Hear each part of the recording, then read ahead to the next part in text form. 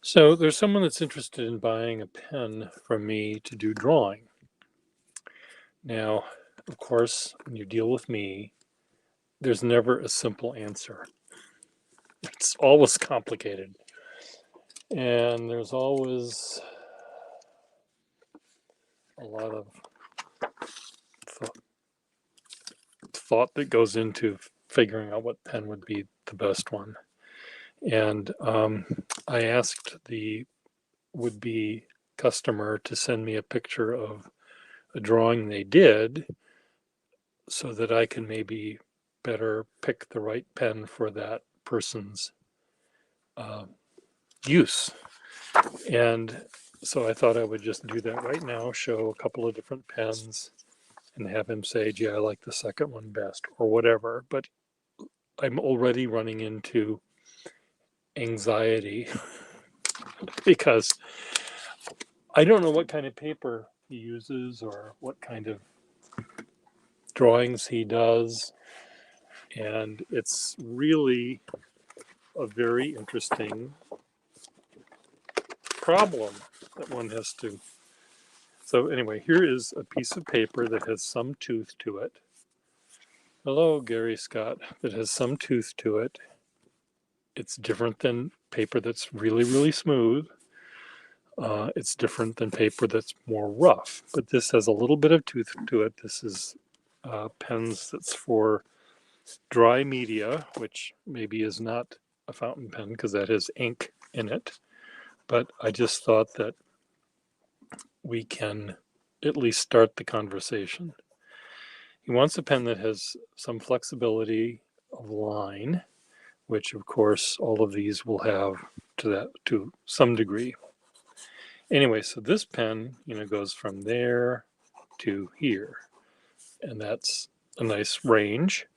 This is a pen that I might use if I had to do some fine, detailed rendering for something that was going to be engraved, or if I was really into drawing botanical drawings of plant leaf vein patterns or something, crosshatchy sort of line. This would be a good one for that because there's a little bit of difference, but not a lot. You build up your shading in crosshatching by adding more lines or crosshatching. So that's one way. Let's say you're a cartoonist or a caricaturist and you draw like you draw mainly in contour where where's my ink, where you're sort of making an outline and you've got sort of expressive cartoony faces. Let's imagine Charlie Brown lives in a universe of derangement, and there's very angry Lucy is nasty and Charlie Brown has more hair and he's nasty, and they don't have a dog, they have a rabid bat as a pet. Then you might want a pen that has more flexibility than the first one I showed you by having it be more flexible to get that sort of expressive line quality this way. This pen, a Skyline pen, this is the one I originally thought of for this person because when anyone says they're a sketch or they're a drawer, I'm almost always think of a Skyline pen because their nibs are really stiff and are sturdy, not stiff, but they're sturdy, and I can sort of push them around and I don't have to worry about them as much. So this might be better for him.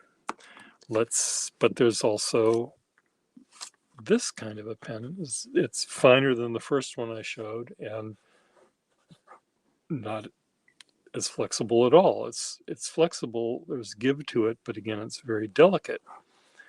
And there's room for this on an artist's drawing table, as well as the other two.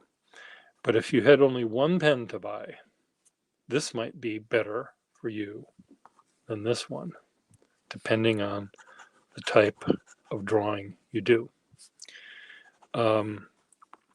He had asked me, what's the difference between a pen that you would use for drawing and a pen you would use for calligraphy?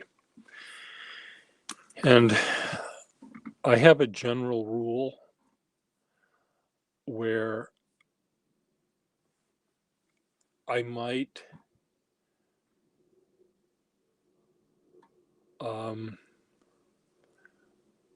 Gary is asking me, do I ever use alcohol markers or colored inks? No. I mean, I have, but I don't draw with them usually. Normally what I do is black and white. I create a drawing that's going to be eventually turned into some sort of printed material. So black and white is always best for me. I like doing things in color sometimes, but it's such a slippery slope of then you have to pick the right color.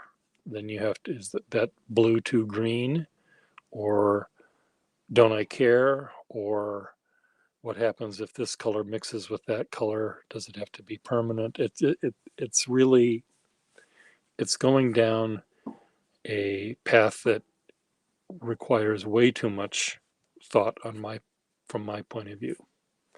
So I normally don't think in color or don't think about color. Anyway, calligraphy, back to the calligraphy pen. A calligrapher, if I have a pen that has a very flexible nib that is rather delicate, trying to find one here. Delicate, very fine, and very, very flexible. I might not give that to an artist. I might save that for a calligrapher, because when the artist is sketching out there in the, maybe I think of artists as being way more emotional than a calligrapher.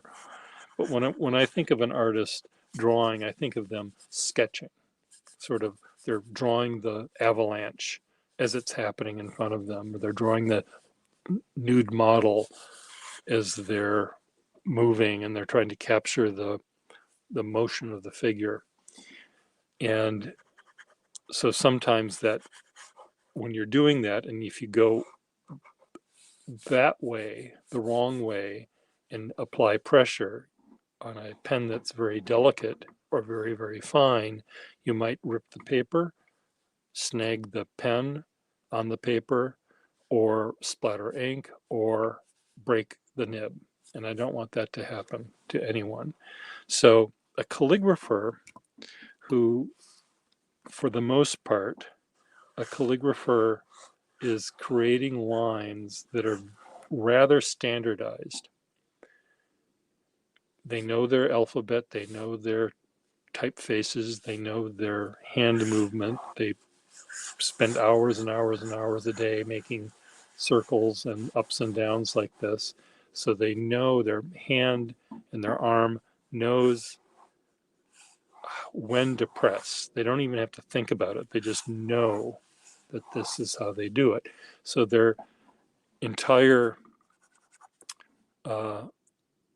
pen use is made up of standardized strokes.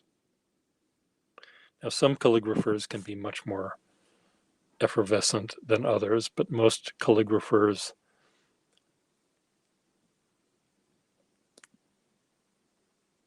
have these rules they follow about spacing and about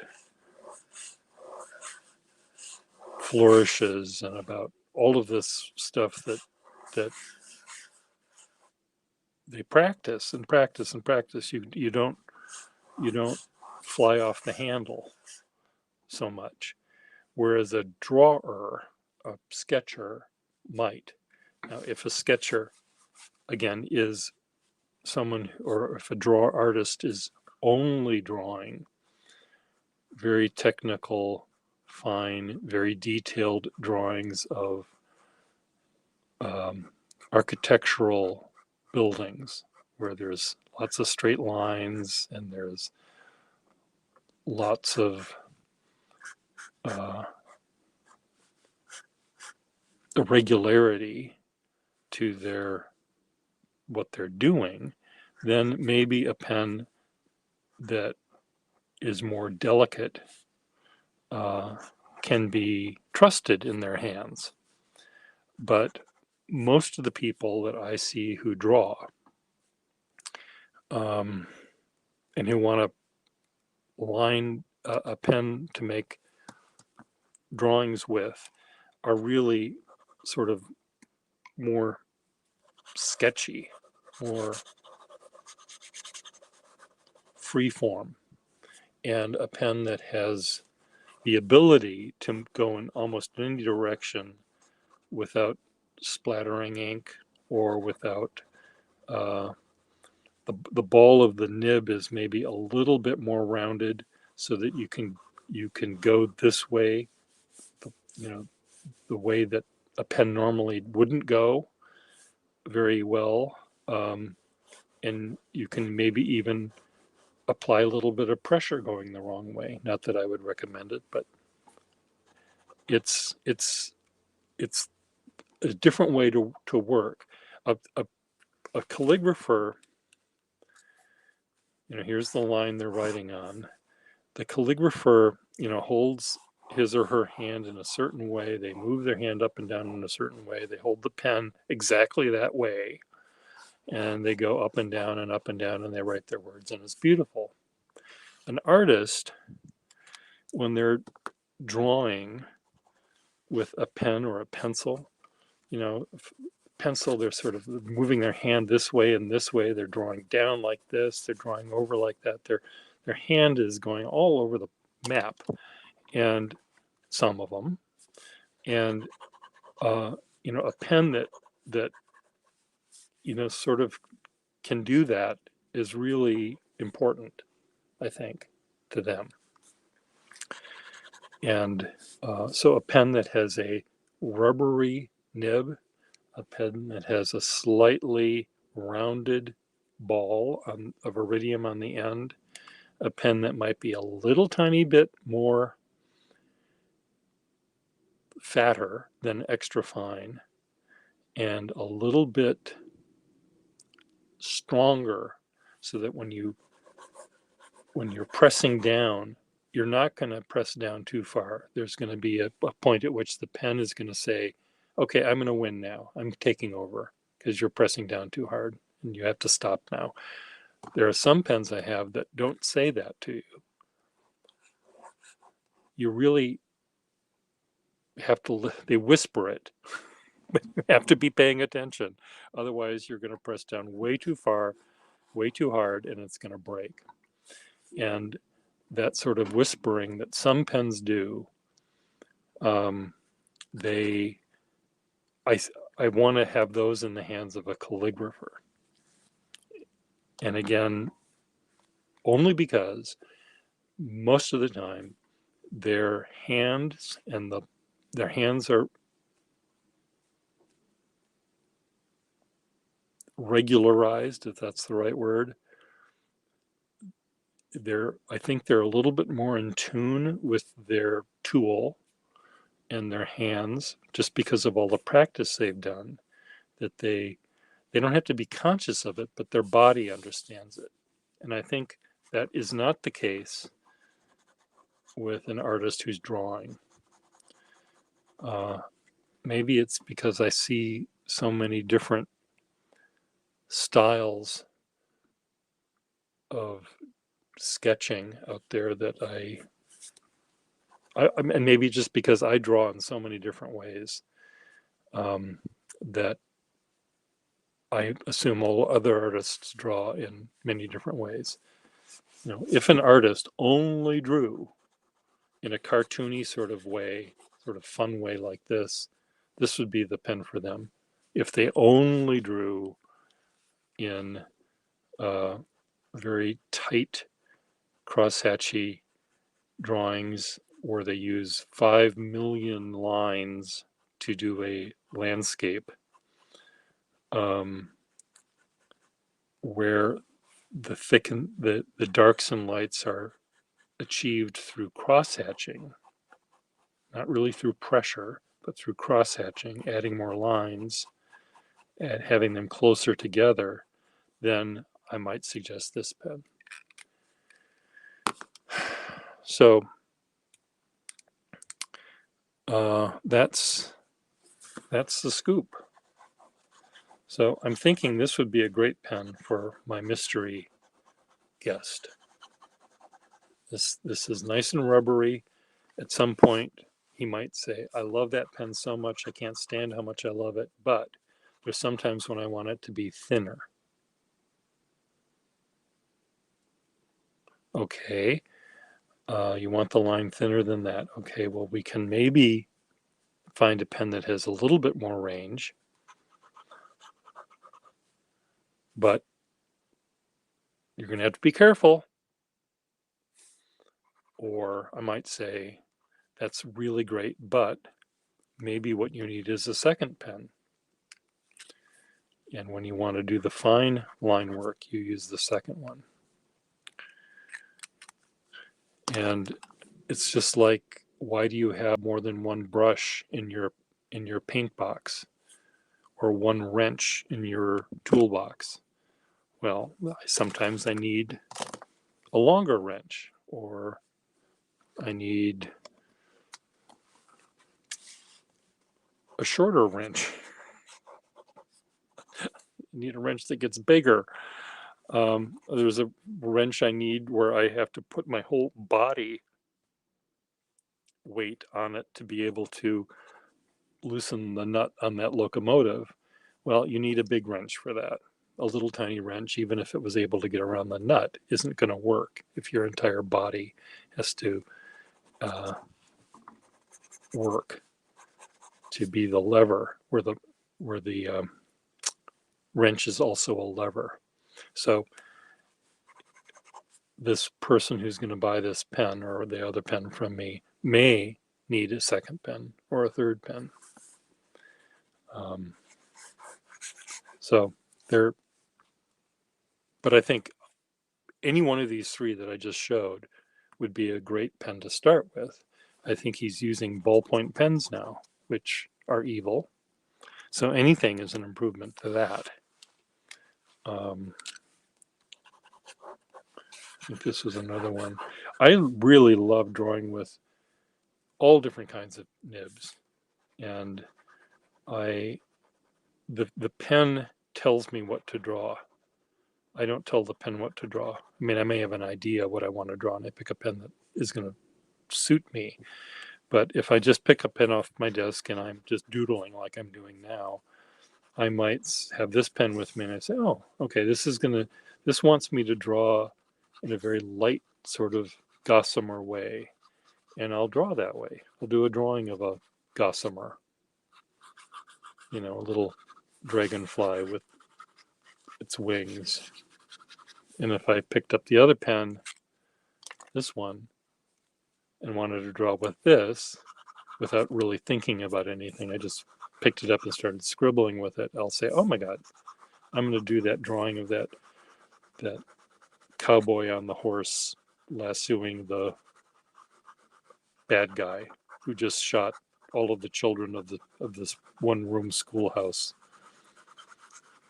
The cowboy is saying, that would be this pen.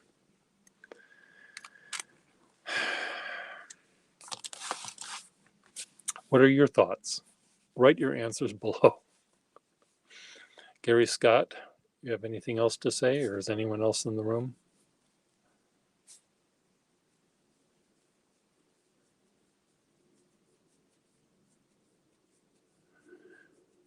I was doing some colored inks earlier today, or using these pens that have different color ink in them, and I was making these sort of, I was drawing a torso a few times.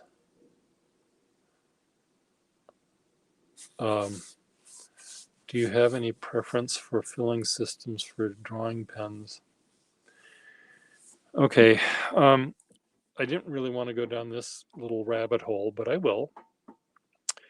Many people, when they're drawing in pen and ink, want to, when they're done with their drawing, they want to go back to their studio and they want to get out their watercolors and they want to draw a watercolor on top of their drawing.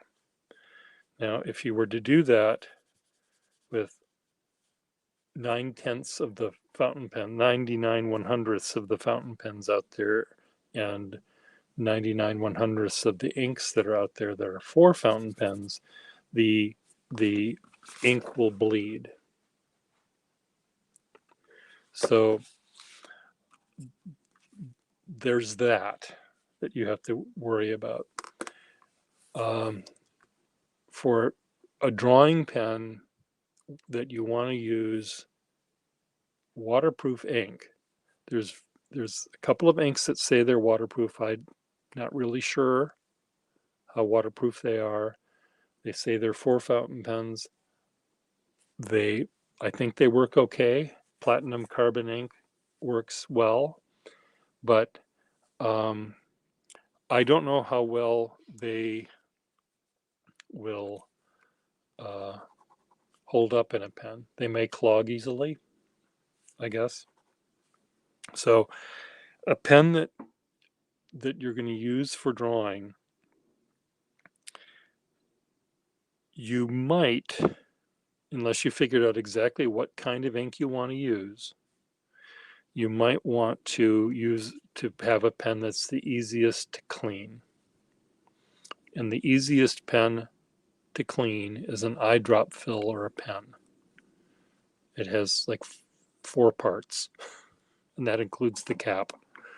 An eyedrop filler might be the best pen to have because you can unscrew it and you can dump out the old ink and you can get a Q-tip and water and clean out the thing and clean out the nib and everything easily, and it's clean and ready for the next color or the next kind of ink. For regular pen use, I like levers the best. They're easy to fix if something goes wrong. Piston fillers on modern piston fillers may be harder to clean out. I don't know, it's hard to say. I don't think the flow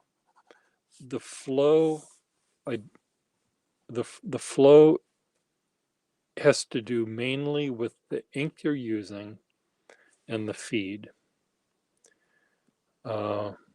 Older pens have way better flow than modern pens because their feeds were built better. Modern pens, if you shake an older pen, if this pen were full, it's not full.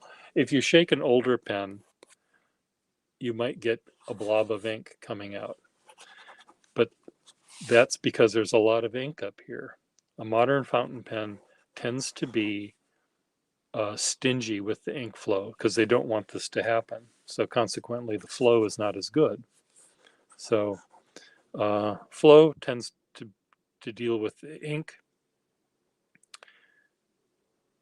thickness and the feed, not really with the filling system. Do I use an ultrasonic cleaner? I have an ultrasonic cleaner that I sometimes use to unclog pens that have been that haven't been used for many, many years, and the ink has just seized everything up. I don't normally clean any pen out. I'm not that tidy a person. I'll fill this pen. If I want to change the ink color, I'll empty this ink out into whatever color it was, bottle, fill it up with water, rinse it out just by going back and forth with the lever. I'm not getting every molecule of that old ink out, but I don't care. I'm not that persnickety.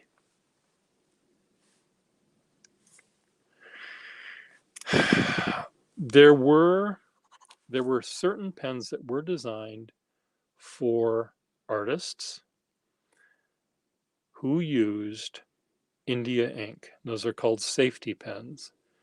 And that pen, I do have one of them here somewhere. I mean, I've got a couple of them, but here's one of them. This is a Waterman Safety Pen. You unscrew the top. There's no nib. Well, the nib is in there. You screw this, and the nib comes up. Now, the reason that this is doing that is when the pen is not in use, you unscrew this, and the nib goes back down into the ink. And because the ink for these pens had shellac in them, they were waterproof, but they would dry out if it was a regular pen. So here they said, let's make a system where the entire nib is submerged in the shellac, the ink that has the shellac in it, where it won't dry out, and you can use it again. You know, just by unscrewing this, screwing this up. Of course, you can tell without even, if I held it this way, gallon of ink would come pouring out of it. So these are not, you really have to be careful. There's a pen manufacturer today, Noodler's Pens makes the Noodler Safety Pen. And they have a different system, but it's the same idea where the nib is submerged in the ink when it isn't being used. And it does work. I do have one here. I've tried it out. It's right here. And if you want to use any kind of ink at all, and including waterproof ink, this is the pen to get. It unscrews like this. You push very carefully, you push this up, the nib comes up, and you write with it. I haven't used this pen in months, and it started right up. And I'm using this very black waterproof ink, and it works fine. You have to be careful when you're pulling this down too, because when you pull it, if you pull it down too fast, ink will spurt up. You don't want that. So this is a pen you can buy today. It's the Boston Safety Pen made by Noodlers. And I think they're $60. They have a steel nib. I put a gold nib in it. Steel nib is okay, but if you want a flexible nib, you'll have to, get a different nib, and hopefully it'll fit. It took me a long time to find a nib to fit this one.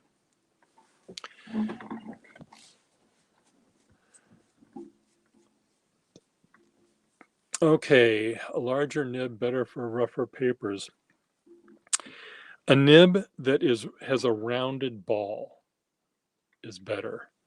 A stub nib isn't necessarily going to work any better because the stub nib has a sharp edge on the side stroke, and you might tear the paper, and you don't want to do that on watercolor paper or anything else. So for drawing, any kind of drawing, I think I would recommend that you get a pen that has a really rounded, this is a piece of iridium magnified 1,000,000 times. So it has, has the slits right there. But it's a rounded sphere so that you can sort of push it in any direction, aim it in any direction as you draw, and it'll write okay and go over the bumps of the paper. If you had a pen that was a nib that was more stub-like, a pen that a calligrapher would want that's for doing Old English and italic lettering and chancery script and stuff like that, has a nib that's shaped like this. It's flat, but they like the edge to be really sharp. Now the sharpness will make for a nice corner, but it also is a sharp, it's like an ice skate going against, the bumpy paper. It's going to cut right into it. So again, for drawing, a rounded ball on the end is what I'd recommend.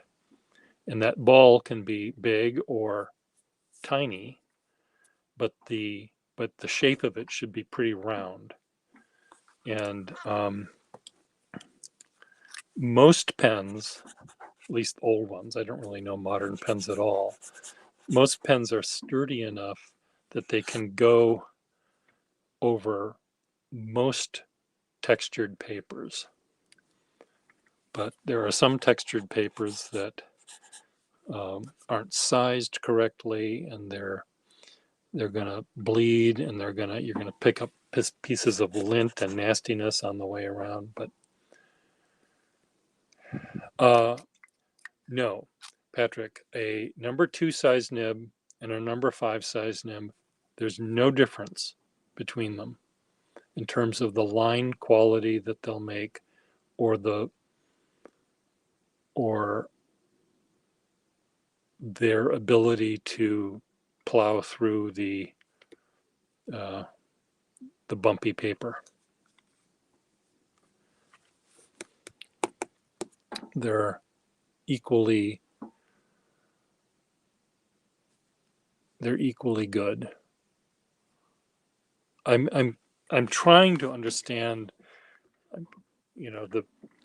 why someone would need a number 5 size nib. I have nibs that I use that are really big. They don't necessarily do anything better than the number 2 size nib. There's some calligraphy pens that I use for calligraphy that have, they're rather large nibs and they splay really, really far, but I think I have a number 2 nib that'll splay just as much. So I don't see that there's generally a benefit to it. You might like to hold a pen that's fatter. It might be a comfort thing, which is certainly worthy of consideration, but it won't make a better line.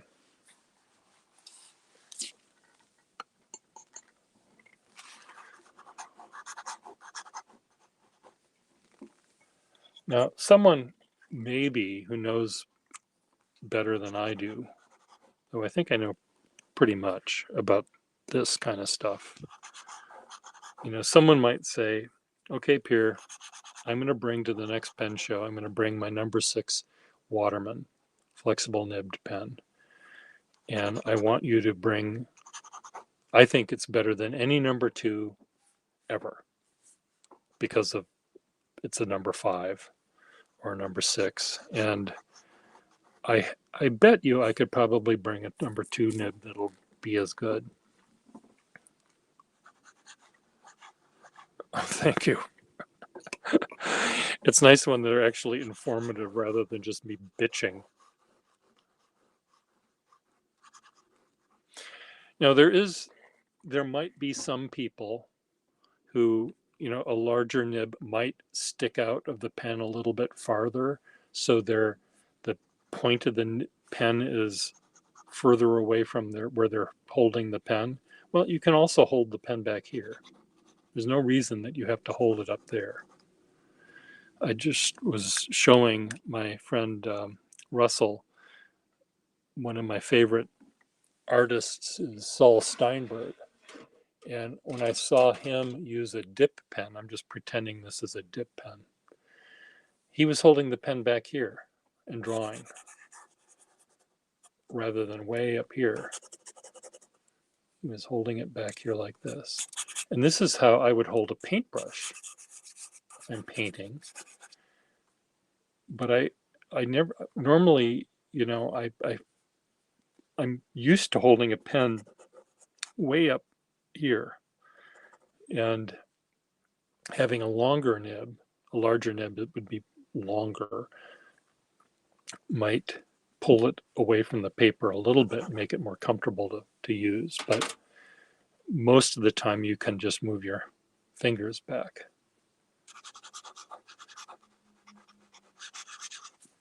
A lot of people, you know, hold the pen. Not only do they hold it way down here, but they also hold it like this. Here's the paper. And I think, well, how do you even see what you're doing? They must lay their head on their desk.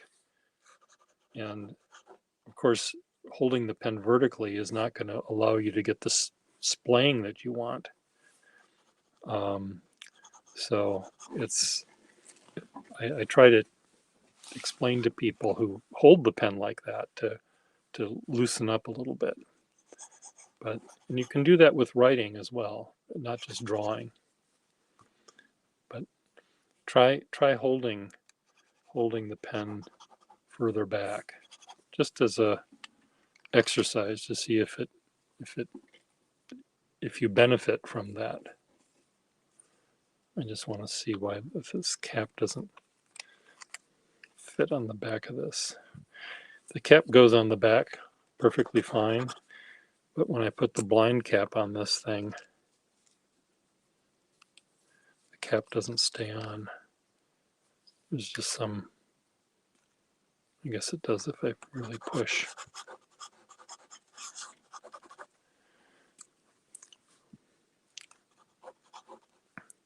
So, any other questions? Does anyone have any other questions?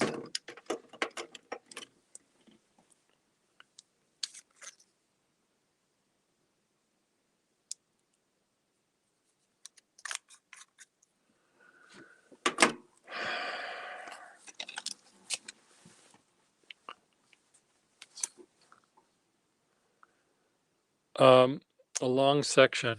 Well, I use essentially using any eyedropper pen, any Waterman number 2 or whatever size, essentially looks like this. It's just smooth all the way down. From here, pretend that the overlay isn't on it. From here all the way to there, there's just a slight taper. So it's easy for you to move this thing around. And it's kind of fun. Most modern pens, modern, I mean vintage pen from 1920, 1930, a pen that has a long section would be a Moore. The Moore pens had really long sections, but I normally don't find myself too perturbed by any section length. On old pens, the difference between the diameter of the barrel, the threads, and the section was relatively minimal. This is a typical one. Modern fountain pens, on the other hand, drive me crazy because they have this big bump. They have, the section is here, the nib is here, and then it's screwed into the barrel, and there's this cliff, this big difference between the barrel width and the section. That little thing really, really, really bothers me, because if I'm holding it sort of anywhere near this thing, my finger wants to fall off the cliff and go forward.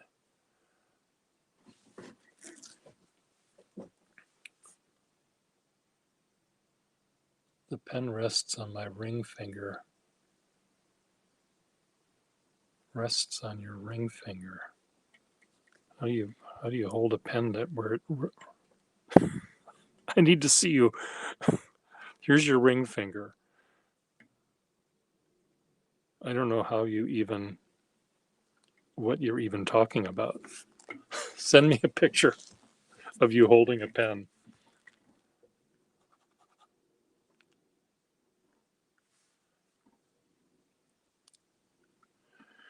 Yeah, I don't know my Lamy pen products.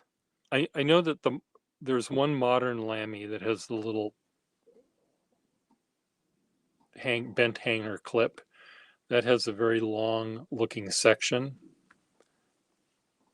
Gripped between ring finger and index finger. Gripped.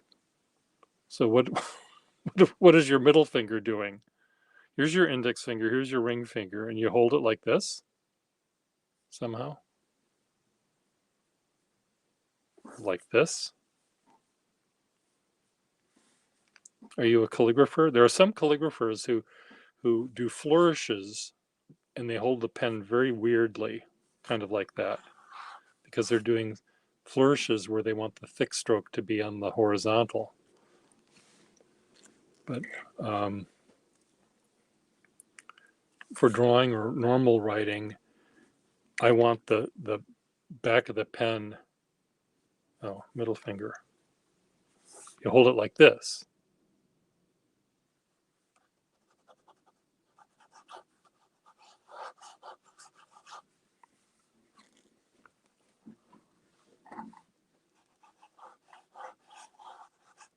No, it's really interesting holding a pen in a different way and drawing it in a different way. And I was watching my friend Patrick paint today, and how he was holding the paintbrush and how he holds a pen. He actually draws and holds a pen like it's a paintbrush, where I draw and hold a pen like I'm a writer. I hold it like this. And the thickest line is going to be made in the direction of the body of the pen. This is where the thick line will be, in this angle. If I want a thick line to go this way, I have to turn the pen this way, turn my hand this way. So that's why some calligraphers, when they're doing flourishes, they will do that sort of thing. And that's actually a very comfortable way to hold it, because it gets it, even flatter to the paper, to the page, rather than this, because there's all sorts of junk between the pen and the thing. So moving it this way makes it easier to do that. I've never tried that before. I've never thought about it before. So thank you for maybe holding it like this between your ring finger and your pinky might even be better. Resting in the bend of the thumb, gripped by the two. Okay, you're going to have to, Patrick, do you follow me on Instagram at all or Facebook? Would you like to, do you want to come on board right now and you can show me? You have a camera on your device? I really want to see how you hold the pen and how your friends hold it. So do you want to do this? I'll invite you. Copy to clipboard.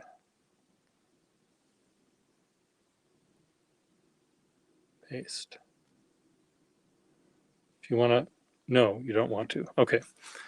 Do you want, or was that noted? If you can send me an email, take a picture. Send me an email. I want to see how you resting, or I'll just write resting in the bend of the thumb, gripped by the two fingers. Resting in the bend of the thumb. Gripped. These are the two fingers I'm gripping. Rest like this.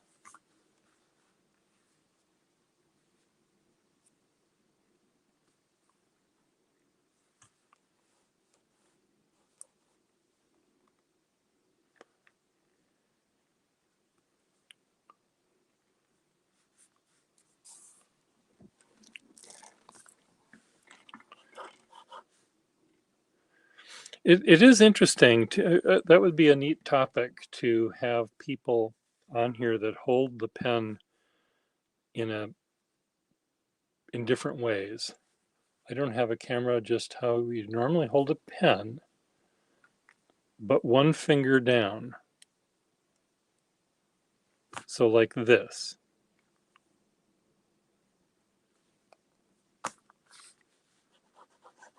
Is this how you mean?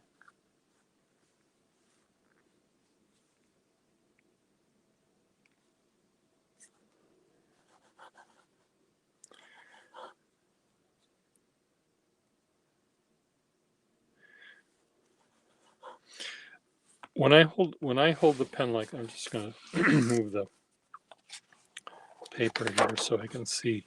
When I'm holding it here,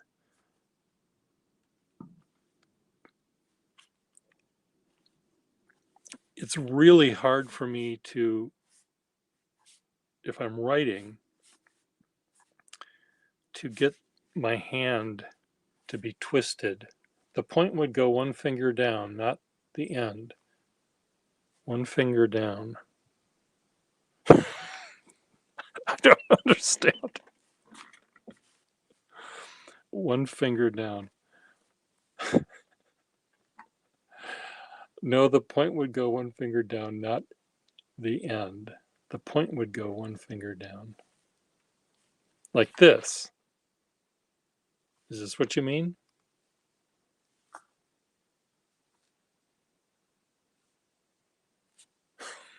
Maybe that's what you mean.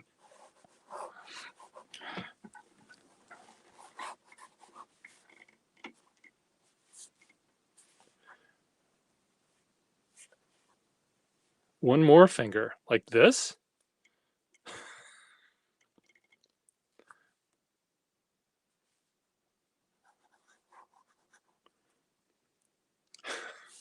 I'm really sorry. I don't mean to laugh. This is horrible for me to laugh at how you hold your pen or how other people. I just it is interesting though to see how people like that, you mean. So like this. God, that is really, I imagine I might learn to like it. Here, let's say here's my drawing. And let's say I'm drawing in this area. I'm drawing a face or a tree or a boat or whatever I'm drawing.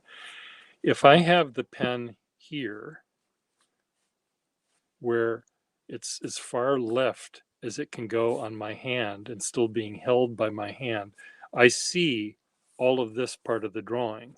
When I move no matter how I'm holding the pen, if I'm holding it like this or like this, there might be more hand covering what I'm drawing.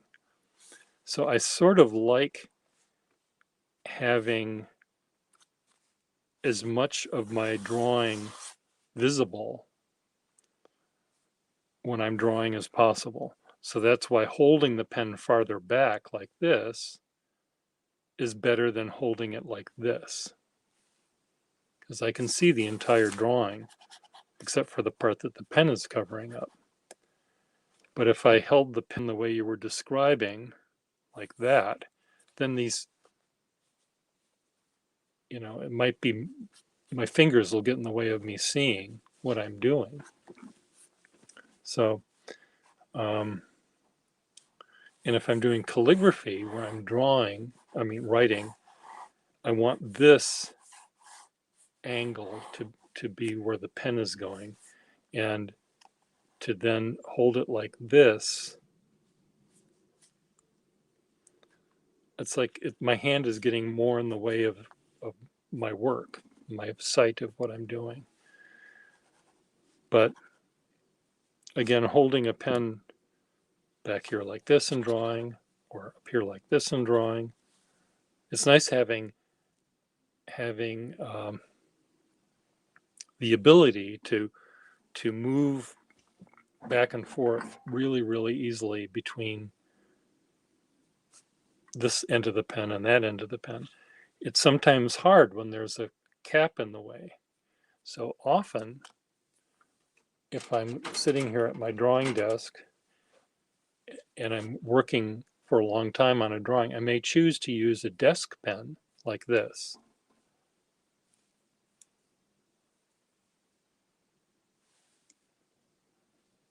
Okay, well, if there's if there's anyone that you know that has a camera, and or if you find online someone holding the pen the way that you're describing, please send it to me. I really want to see and try it out because I may like it a lot. But a desk pen like this is a Waterman desk pen from the 20s. It is really neat because from here all the way to there is a relatively smooth surface. There's no bumps to get in my way. It's just a tapered shape.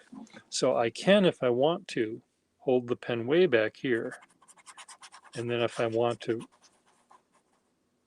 somehow be closer up, I'll do that. Go, and I'm not, if I did this with a fountain pen that has a cap on the back, giving me that extra length that I need, chances are the cap might fall off, or when I'm moving back and forth like this, or the clip will bump into my hand and make me jiggle or something like that. So I really like drawing with a pen that looks like this. It's really a perfect shape. So, and I think you could hold this in any, between any any fingers you choose, between any two fingers you want. You could probably hold this pen more easily than a shorter pen. The extra length might come in handy. Pen would rest on a claw shape, very stable, but doesn't give you a lot of flexibility. I don't know. Is this what you mean, like this? See, if I'm holding a pen, the most visibility I have of the point of the pen and the drawing, for me, is having the pen be as far to the left of my hand as possible. My hand is below the work and I can make a line that way. Moving the pen in this way toward that end of my hand, I've all these knuckles are in the way, and I have to stick this way. I don't see any benefit of that, I guess. There might be. I mean, I have drawn a lot like this, just for shits and giggles, but even that doesn't give me the flexibility that this does. This is the best that it works for me.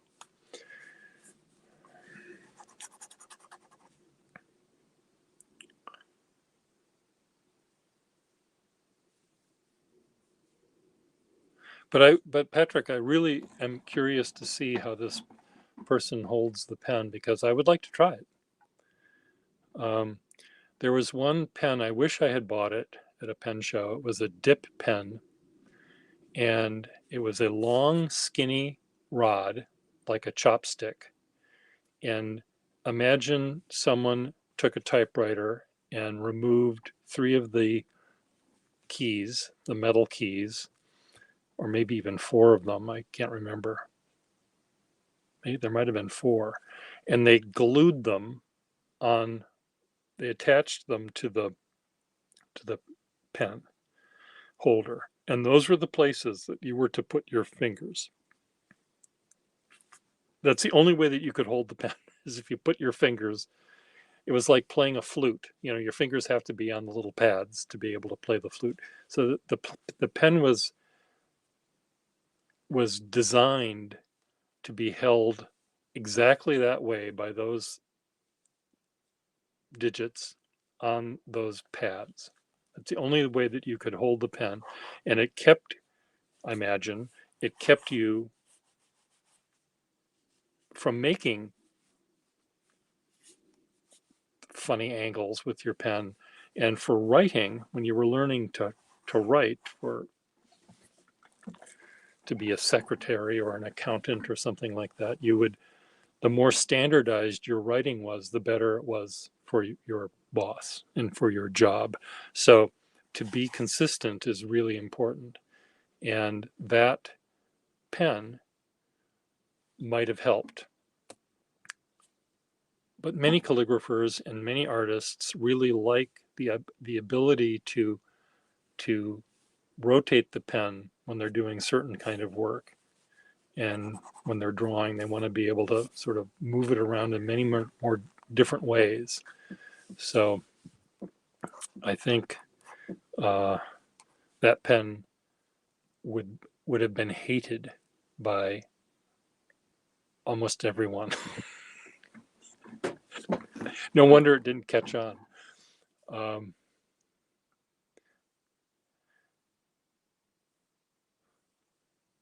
There are some pens. There was a pencil that came out, and it was ergonomic, and it had a triangular. It had a triangular shape grip. It was a mechanical pencil, or maybe it might have been a roller ball, and it had a triangular shape thing here. And I don't know if it was an equilateral triangle. I think it might have been somewhat more flat on top than on the sides, or something like that. And it really kept you from rotating the pen, rolling the pencil, or rolling the pen, which I think some people like. You know, when you're drawing with a pencil, you know, a pencil will start to wear down. So to get a sharp line, you can either go to the pencil sharpener, or you can just rotate it, and then you have a sharper line. Rotate it again and have a sharper line.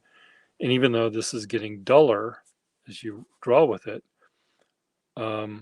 you have the ability to get variations in line by how you roll it in your fingers. And a pen that has a round pencil is great for that. A round pen is great for that.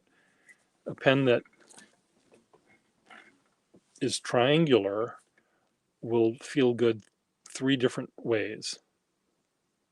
And then the other ways you're not going to feel comfortable. So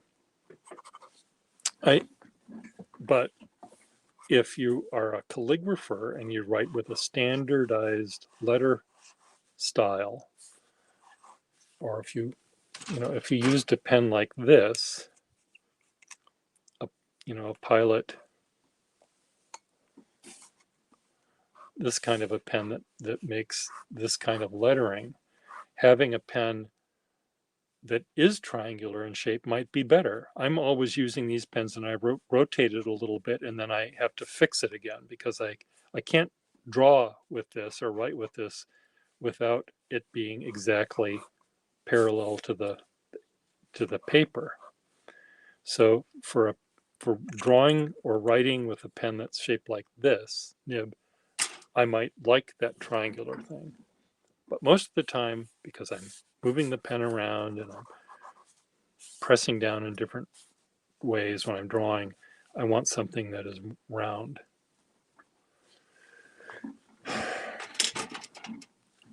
Okay, I'm going to see if I got an email, because there's a job I just got today that I have to do by Friday. And of course,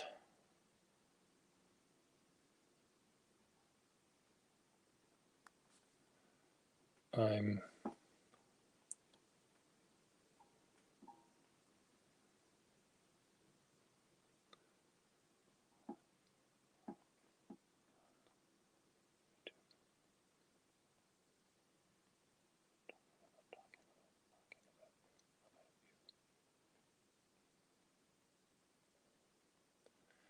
I just told the guy that wanted to buy this pen has just texted me, so I just said I'm here talking about him. So see if he wants to join me. Okay, let me see if I have this job. I order.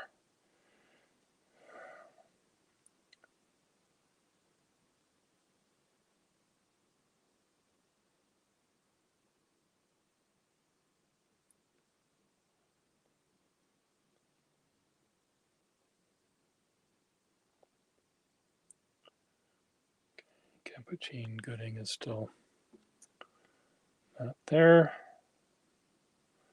Okay, he just sent me pictures.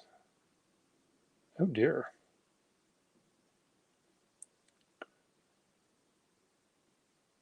He has a very heavy hand, this guy. Well, thank you, Patrick, and I am really, really sincerely interested in seeing how this artist holds the pen, because I really want to see.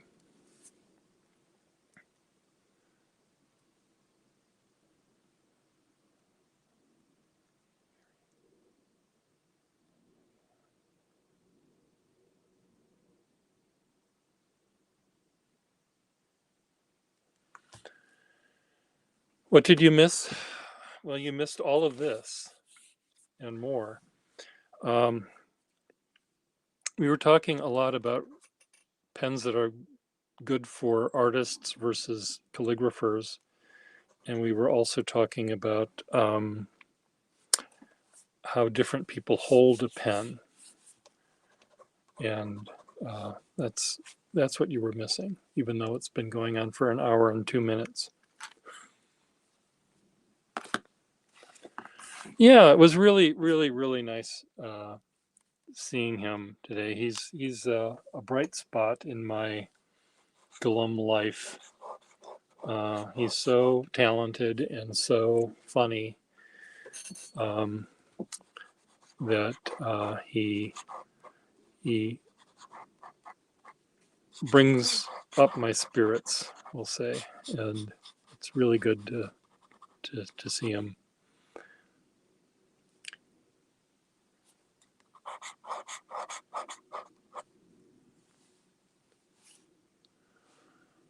I don't know if this guy is going to join me. One of the things that I think what I'm going to do, Will, I'm going to hang up now just because I haven't crashed yet, and this thing crashes a lot on me.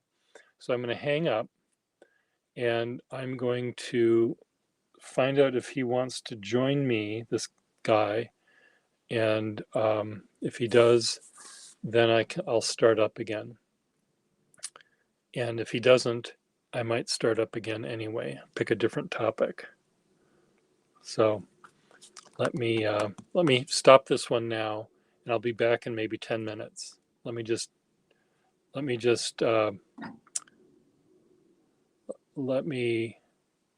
be good having you sign in and talk too if you want. So put on your pants. But I want to stop this one now because I think it was good, and I don't want it to crash, because if it crashes, I lose it.